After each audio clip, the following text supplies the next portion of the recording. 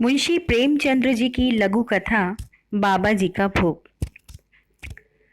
रामधन अहीर के द्वार पर एक साधु आकर बोला, बच्चा तेरा कल्याण हो, कुछ साधु पर श्रद्धा कर। रामधन ने जाकर स्त्री से कहा, साधु द्वार पर आए हैं, उन्हें कुछ दे दे। स्त्री बर्तन मांज रही थी और इस घोर चिंता में मग्न थी कि आज भोजन क्या बनेगा।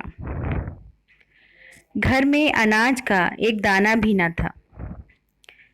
चैत का महीना था, किंतु यहाँ दोपहर ही को अंधकार छा गया था। उपज सारी की सारी खलिहान से उठ गई।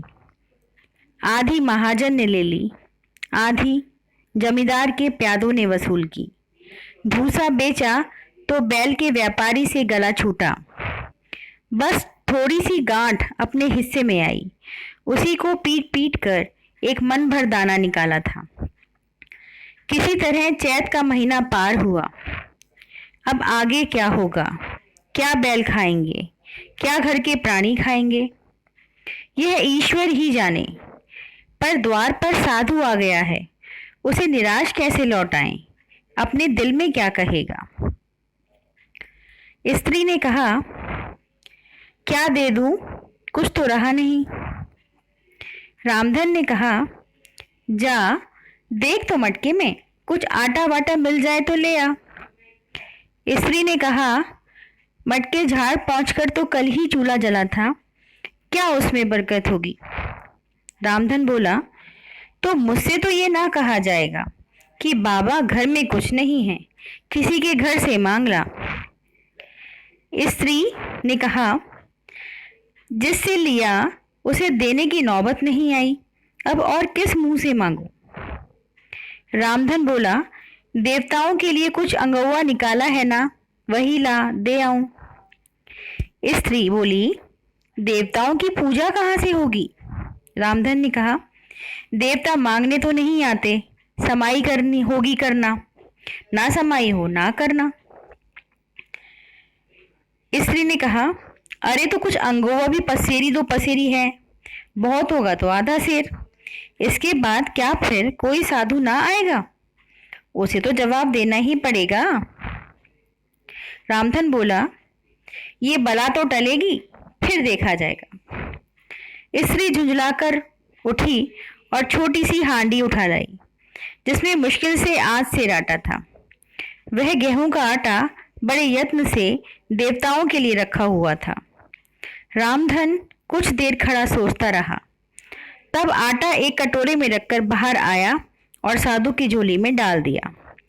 महात्मा ने आटा लेकर कहा, बच्चा अब तो साधु आज यहीं रमेंगे, कुछ थोड़ी सी दाल दे तो साधु का भोग लग जाए। रामधन ने फिर आकर स्त्री से कहा, संयोग से दाल घर में थी।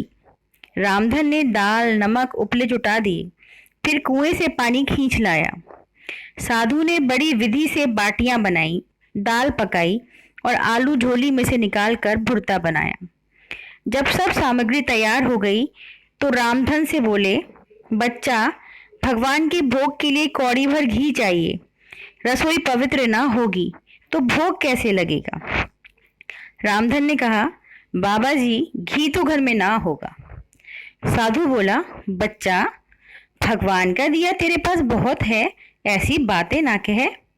रामधन बोला, महाराज मेरे गाय भैंस कुछ नहीं है, घी कहाँ से होगा। साधु ने कहा, बच्चा भगवान के भंडार में सब कुछ है, जाकर मालकिन से कहो तो। रामधन ने जाकर स्त्री से कहा, घी मांगते हैं, मांगने को भीख, पर घी बिना कौर नहीं दसता। स्त्री बोली, तो इसी दाल में से थोड़ी लेकर बनिए के यहाँ से ला दो। जब सब किया है तो इतने के लिए उन्हें क्यों नाराज करते हो। घी आ गया। साधु जी ने ठाकुर जी की पिंडी निकाली, घंटी बजाई और भोग लगाने बैठे। खूब तन कर खाया, फिर पेट पर हाथ फेरते हुए द्वार पर लेट गए। थाली बटली और कलछुली रामधन घर में मांजने के लिए उठा ले गया। उस रात रामधन के घर चूल्हा नहीं जला, खाली दाल पकाकर ही पी ली। रामधन लेटा तो सोच रहा था, मुझसे तो यही अच्छे।